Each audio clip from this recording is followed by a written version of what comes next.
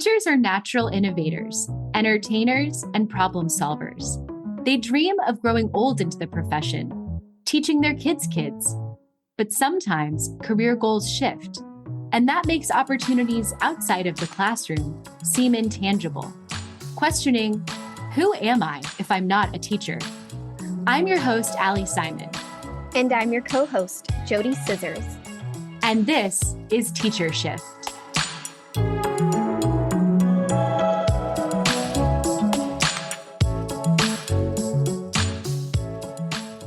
Teachers have a knack for building relationships in the classroom, but sometimes work life can impact personal relationships. Today's guest shares healthy ways to strengthen marriages as busy parents and teachers.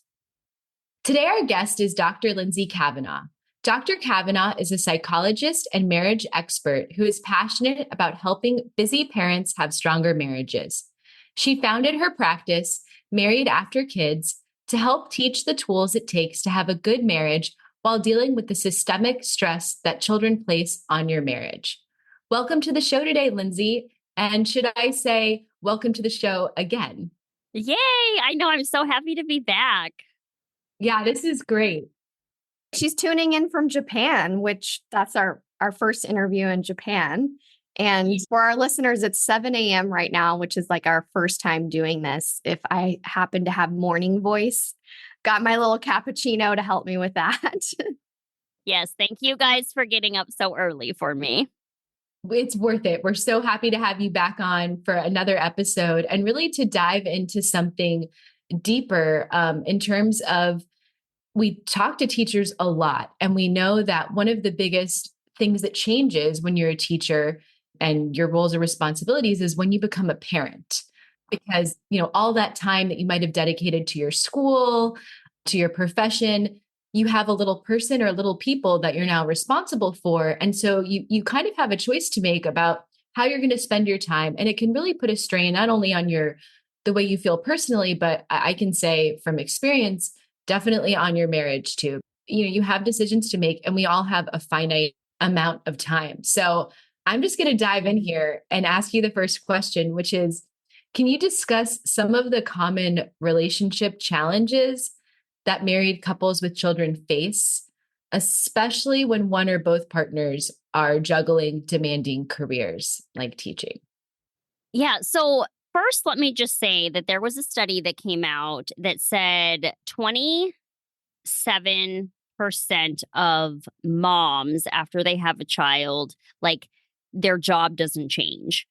What that means is that 73% of moms, their job, at least to some degree, changes.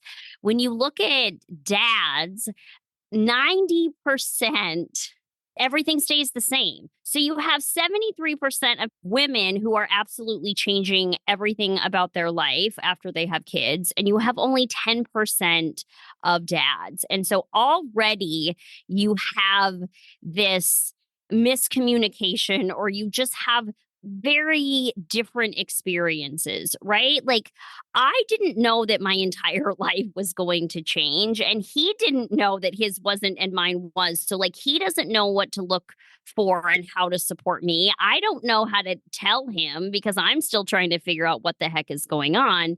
And then I think when it comes to jobs like this, even that, right? Like, I didn't know. I mean, my job completely switched after I had kids. I needed to be more flexible. And so I think that was what it was. Like, my whole life changed and his didn't. And all of a sudden, like, how do you work together in those situations, That feels like my life. I mean, I think that, I was a teacher when I had my first child, and I didn't have the flexibility to really change my job. Like, when you're a teacher, your job is X. You can maybe offload some of those extras that you do, like in the afternoon, after school is over.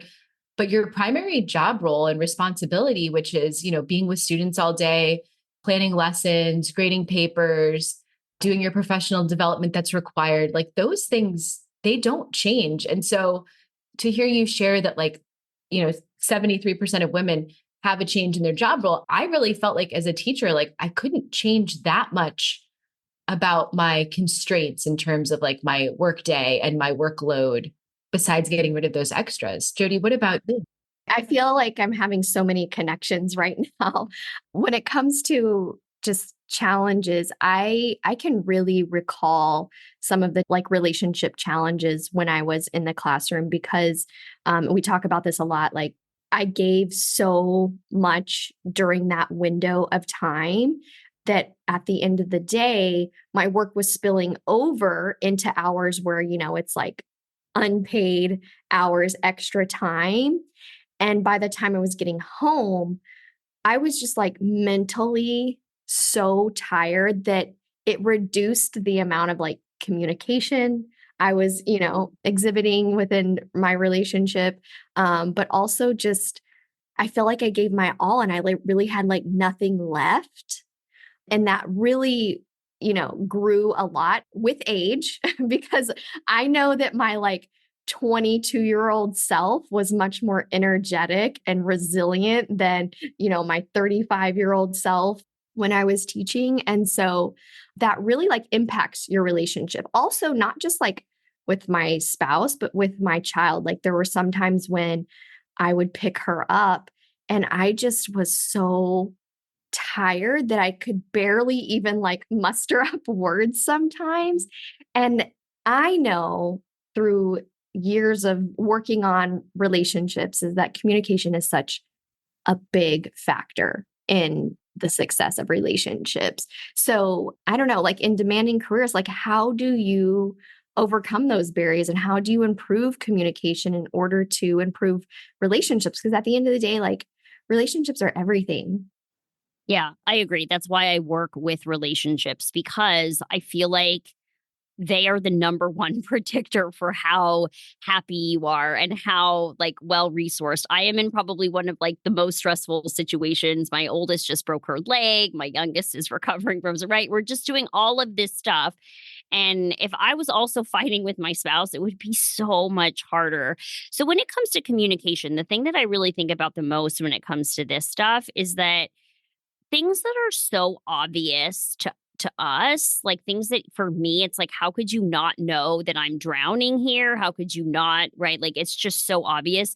It isn't always obvious to somebody else. And that's usually what I say is you have to, the things that are inside your head just have to be said out loud, no matter how, insignificant or significant they may seem. So if you're thinking, oh, I like that shirt on you, like you're saying that out loud. If you're thinking like I am drowning and I don't know what to do about it, you are saying that out loud, but you're not assuming that your spouse ever understands exactly what is going on unless you've said the words and unless you've had conversations around it. I can tell you so many times that people have had arguments because they assume, oh, my spouse doesn't care and that's why XYZ thing isn't happening. And the reality is they either don't know what is going on or they don't know what their spouse actually needs to be able to give it to them. So my thing is always just like err on the side of giving too much information. Yeah, I think, it's hard because in a relationship, and this is, I think, what I'm most guilty of, and I hope this is not turning into like a therapy session, but you're like, you feel like maybe your spouse should see how you're tired at the end of the day and how you're burnt out and how you don't have the same energy or, and then it's like, I think that's the biggest challenge is like, we think in our head, maybe that like they should just know or they should just be able to see. But what I'm hearing from you and what I've also heard from therapy and, things like that is that you really have to be clear. You have to actually say what you need. If you don't communicate that, then you cannot assume that the person will just know what you need. I just wanted to add, like, I think it's okay that people should be given the grace to learn those skills too. Like sometimes we learn behaviors and we have this line of communication that has just something that we've known our whole lives. And we should give ourselves a chance to work on those things and not be like ashamed, but be open to learning these new lines of communication and these new like behaviors and practices, because it's okay to not know everything all the time. And there's always just room for improvement. Well, and it's also recognizing that each of you are going to mess up. You're going to say the wrong thing. You're going to hurt each other at points. And I think that I always say if you can maintain a really strong marriage mindset. So my personally is that my spouse cares about me no matter what, even if I'm not feeling it in this moment. And if I'm attacking every situation, even times where it feels like he doesn't care, or even when it feels that he is doing something to intentionally hurt me, I make myself go back to that. Because instead of now me sitting in that feeling of he doesn't care and that feels so bad, and, I'm going to okay, what is getting in the way here? How do I get us out of this quicker? Right? Like that, stopping those thoughts from going too far, because they're going to happen. You're going to have them. And how do you speak to those in a way that's just, like you said, that gives you both some grace, that gives you both some kindness? And then that helps you just to get back on track so much quicker. Yeah, no, I think that's really well said. And the other thing is that it's not going to be, from my experience, the change isn't going to be perfect overnight. And so I think letting yourself, giving yourself and your partner that grace to try your best, and to know that relationships are complicated. Work stress is real, and it, changes the way that we feel. It changes the way that, the thing I know I'm guilty of is my tone. I might be saying the right words. I have to agree with the tone. I don't know your tone, but when it comes to those situations, but I know that I have a command tone that's like a teacher tone. And I'm like, it was really unnecessary for me to sound like that. But it's so ingrained in me, that I'm like, okay, I don't need to say these directions this way because there's not 28 kids in front of me. There's just one person in front of me. It can sometimes feel like 28 kids, though. Let's be honest, right? There's a reason you snap into that. And that doesn't always mean that it's going to be, right, the best thing to happen there. I think that as humans, we do not like transition. Our bodies don't like them. Our brains don't like them. They are uncomfortable. And we want to get to a state of comfort as quickly as possible. And so even if we are the one making the transition, our spouses feel that too. And they feel that in us. And I think the other thing that can come up during these periods of transition is, feeling like your spouse doesn't support you, or, if they have questions, if they have fears, if they have remarks. And I think just recognizing that that's the nature of transitions. And if we can instead have just some good conversation around that, instead of making it into something like you don't care or you don't support me. Because I find so often that isn't the case, but they're sort of freaking out in the same way that we're freaking out, I just wanted to add something about the transition things. So you said our bodies don't like transition. So we talk about teacher shifts, and I can definitely attest to the fact that I had a physical reaction to this kind of transition that I was going through from career to career, or identity to new identity. And so I think a lot of our guests exhibit those same kind of symptoms, bodily symptoms, when they are feeling like they're not in the right place anymore, that their life, the way that their life is moving through time, is not fitting in this box of this profession. And so sometimes we reject those, and we kind of exhibit habits of not acknowledging them. And sometimes they come out in really, really powerful ways. And I think that when I was going through that, during the day, it was really bottled up.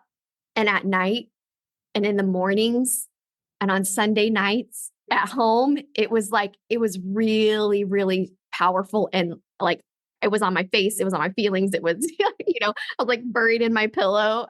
Well, and your spouse probably had no idea how to help you in that either, right? You probably didn't know what exactly was going to help you in that moment. And I think that's the thing, is that it's okay to not know. And how do you be a team through that too? So you're not doing that alone. Right. And I'm kind of thinking about, so I know with our kids, or with children in general, that a lot of times when they're struggling with something, like the person that they take it out on the most is like their primary caregiver. A lot of times it's the mom, because that's really their safe person, right? That's the person that they can have a total meltdown with, or they can break down, or they can show who they really are. And I guess I'm wondering, is that similar with our relationship with our partner? Like, I find sometimes like I want them to be that person that's like, I'm going to totally vent and like get everything off my chest too, because they care about me and like I can just complain about my job. Then there's also like a balance of, well, there's only so much that you want to hear about someone, complaining about their job or feeling a certain way. And so I'm just kind of wondering if there's maybe some strategies that you could recommend for couples to maintain like a healthy balance between their careers and getting support from one another, as also being parents, because that's another kind of part of their lives as well. I think the number one thing that you really have to think about is that you always need to be respectful, loving, and kind first. So you may be having all of the emotions. You may be, as mad as everything, whatever emotion it is you're experiencing. But when you are communicating with your spouse, there always needs to be a level of respect and always a level of love. And I think that they even show that the happiest marriages report this, like in their worst of arguments, when they're the most mad at each other, like that is the thing that is still present. And so just because you have this person, kids are different, right? Like they don't have that capability yet to like hold that in and think about how they're doing it and how it comes out. And so that's where you do get like the onslaught from kids. But as adults now with our spouses, we can't let them be a punching bag. So I think that opening up to each other and all of the things that entails, I think is always good. I don't think I ever would want to put like a limit on that, as long as it is done in a very respectful and very kind way. And then intentionally putting in like fun moments, like moments where maybe you're not talking about it, but still, I think it's that desire to just be that team that's always good. And what do you need to do to do that, right? You need to treat each other with that respect in order for that to happen. I love that. Just starting with kindness and respect, like a really good approach, because in the end, like you would want to be approached in the same way. And it got me thinking about something that a few years ago, my husband and I started doing. We started being really intentional about having isolated days or hours together that were our days, that were like couple days. And they're things that we enjoy doing together, whether it's like trying a new restaurant or going to a cocktail place or going on a hike or something. Like there's something really romantic and special about just carving out something that's just for you. And it reminds me of the early days of our relationship we met in undergrad. So we're like one of those couples that's been together for a really long time. So like it reminds me of the early days of just us. And I remember a time when we were thinking about having a family. And I remember thinking like, how could I ever share him with anybody? That's my man. That's my guy. And then eventually, you have a kid and all of a sudden, like your like mind just automatically changes and you don't even know. And you have to kind of be like, okay, I have to get back and understand like where we were, where we are now, and how does this work now as a family of 3? 100%. I also tell people it's really the intentionality of it. So there might be people who can't plan a whole day or even like a date night. And I say it doesn't have to be a lot. Can you intentionally give each other 5 minutes each night where you are not talking about like what needs to happen the next day, but you're just connecting in whatever way? And I think just learning that you can have those intentional moments and they don't have to be long. And then when you do get the long ones, like how exciting they are and how much, how important they are. But when it comes to being parents, kids are going to naturally pull that priority, You don't even have to think about it. You don't have to try. Like, it's just going to naturally happen. Even careers kind of naturally. This naturally happens. The house, you're gonna do laundry, you're gonna like all of that stuff just naturally happens too. Your relationship isn't something that naturally will happen. It will fall down the list if we don't intentionally give it that time and give it that space. So, I mean, that's really what you're talking about. And it's why it feels so good. And there's also that even excitement that it's coming. Even if it's like not for another, 10 days away, that you have that to look forward to together. No, that's really good advice. And I think you have to be intentional about that time, right? Because I agree. Like when I've had to list my priorities, the kids, career, household, like, yes, your relationship is not, it should be equal yeah. to with a lot of those. But ultimately, like I guess we have a natural instinct. And then we also have the reality of like, we have to have a roof over our head. We have to have certain things. So think about like how intentional teachers are with their relationships at school. So like think about like a student who just needs extra attention, you need to build a relationship. Like all of a sudden you're like having lunch with them. Like you've carved out, like you've invited them to lunch with you or something. Like it's not like we don't exhibit those kind of behaviors anyways, but like how do you do that intentionality, not in the workplace, but like with your everyday relationships? So this has been such an amazing conversation. I kind of have one big last question for you. I want to know what role support systems, and I'm going to kind of bucket these as two things. One could be like extended family, friends, community resources, and then therapy as another one. What roles do those support systems play in helping couples navigate the challenges of both parenting and demanding careers?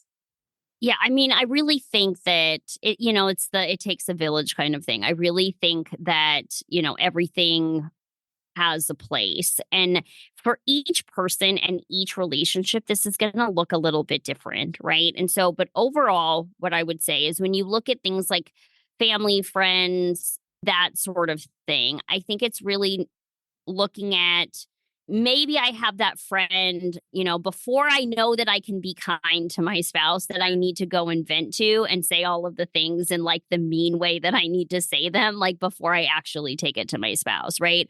Or maybe you have kind of the people that you do some date nights with, and right, like there's a lot of that kind of thing. I think the friends are and family are the ones that really just sort of help you day to day. And I think that this can come with just even parenting and that sort of thing. I think where the experts, so therapists, that sort of thing, really come in is if you're wanting to make change, like these are the ones that have the tools to do that. So I always say, like, your friend is going to be the great person to just vent, to get all of that stuff off, and then you can go and do it in a different way. If you don't know how to do it in a different way and you don't know how to get out of it or change it or make any sort of improvements in it, that's when you need the expert. That's when the expert can come in and actually like get you on the right path. That can give you the tools that you need, that can, turn the ship, so to speak, so that you are feeling better. And unfortunately, I just find that too many people wait until, things are really, really, really, really bad before they even consider it. Whereas I think it should really be something like, we should learn the tools before we even get married. That's a whole other thing that we could be talking about. But, if you don't have those tools, like you don't need to wait until things are really bad to get those tools. But that's really how I look at it. You have just kind of the people around you that kind of keep your ship floating. And then you have the expert that can really help you steer the ship to get to where you want to go. And it sounds like those two work in unison. Like you're going to need the friends. And then if you have the expert, that also will help. But those are all your support systems that you can have. I'm going to add one last question because I do feel like this comes up a lot with couples counseling. How do you get your partner to buy in? Let's say you are in a position where you feel like you would benefit from couples counseling. Hopefully you're not at that like tipping point where things are really that bad. And you proactively you want to have a strong marriage. You want to stay married, for the rest of your life. How do you get them to buy in? Like, what would you say to them? So I would actually talk to the person who's ready to go and get the support. And what I would say to you is that not everyone is ready to get that support at the same time. There is a lot of, unfortunately, like things that get in the way of people wanting to. You have kind of biases, you have social stigmas, you have so many things that can get in the way of somebody actually saying, yes, I am ready to talk to somebody else. And so now you have two people in a partnership. So to get both of those people on the same page at the same time to go and do something like that, it can be really hard. And so what I would actually implore is that instead of waiting, like figure out what you can do. Figure out how you can start to change things in the way that you need to see them change until your spouse is ready to do it. So instead of putting that pressure, instead of forcing them to maybe go when they're not necessarily ready. And what I find is when they start to see the change, they're more likely to want to participate because it feels good. And so it's kind of why I have a one-sided method because of that. Like, I don't want people to have to wait until both people are ready to participate. I think a marriage is like a circle and we work off of each other. And so you change one side of the circle and the other side like has no choice but to change as well. And so really just focusing on how you can initiate the change and know that you can still see a lot of results without even your partner being ready. I love that advice because you're not just focused on why they don't want to do it and trying to figure out, like, uncover those reasons. You're focused on you. What's within your control. And we talk about that a lot too, is like, what can we control in this moment to then hopefully open up other opportunities? Absolutely. Yes. And JoDee and I were regular followers of Dr. Cavanagh's social media. So we're going to shout out at Married After Kids. She posts such amazing nuggets and information. You can also check out her website, Married After Kids. Really, just thank you so much for your time today, Lindsay. We love having you on the show, and we hope our listeners can learn some good tips about being married with kids and, having careers with kids. I love y'all's show. Thank you so much for having me. I think it's just such a great resource for everybody. So thank you so much.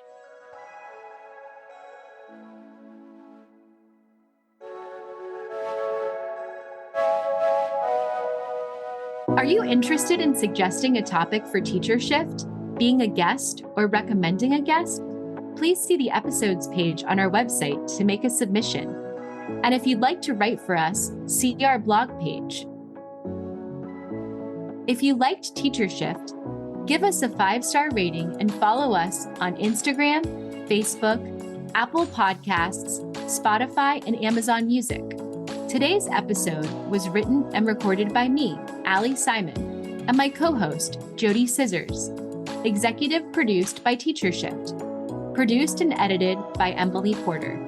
Original music, Emoji by Tubacker.